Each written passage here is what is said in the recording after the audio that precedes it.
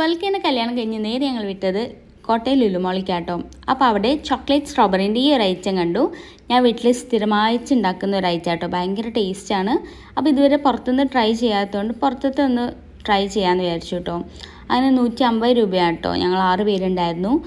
അപ്പം എൻ്റെ പ്രതീക്ഷ അനുസരിച്ച് കുറേ സ്ട്രോബെറി ഉണ്ടാവുമായിരുന്നു. പക്ഷേ ചേട്ടൻ ആകെ ഒരു സ്ട്രോബെറി 4 കട്ട് ചെയ്ത് അങ്ങനെ ഒരു 6 പീസാട്ടോ നമുക്ക് കിട്ടിയത്. ചോക്ലേറ്റ് കുറേ ഉണ്ടായിരുന്നു, പക്ഷേ സ്ട്രോബെറി ആകെ കുഞ്ഞ് 6 പീസ് മാത്രമേ ഉണ്ടായിട്ടുള്ളൂ. അപ്പോൾ അങ്ങനെ ഞങ്ങൾ റെയിൽവേ സ്റ്റേഷനിൽ നിന്നാട്ടോ ഇതെല്ലാം കഴിച്ചത്. കാരണം കുറേ ടൈം വെറുതെ ഇരിക്കേണ്ടി വന്നുകൊണ്ട് നമ്മൾ ചോക്ലേറ്റ് സ്ട്രോബെറി കഴിക്കാമെന്ന് വിചാരിച്ചു. അങ്ങനെ കൊതി മാറാത്തതുകൊണ്ട് തന്നെ വീട്ടിൽ സ്ട്രോബെറി ഉണ്ടായിരുന്നു, ചോക്ലേറ്റും ഉണ്ടായിരുന്നു. അപ്പോൾ വീണ്ടും ഈ ഒരു സാധനം ഉണ്ടാക്കാമെന്ന് വിചാരിച്ചു. അങ്ങനെ ഹോം ബേക്കർ ആയതുകൊണ്ട് തന്നെ എല്ലാ സാധനങ്ങളും വീട്ടിൽ തന്നെ ഉണ്ടായിരുന്നു കേട്ടോ. അപ്പോൾ ഇതേപോലത്തെ ഒരു ഗ്ലാസ്സിൽ കുറച്ച് ചോക്ലേറ്റും സ്ട്രോബെറിയൊക്കെ ഫില്ല് ചെയ്ത് ഞാൻ കഴിച്ചിട്ടു. ഭയങ്കര ടേസ്റ്റാണ്.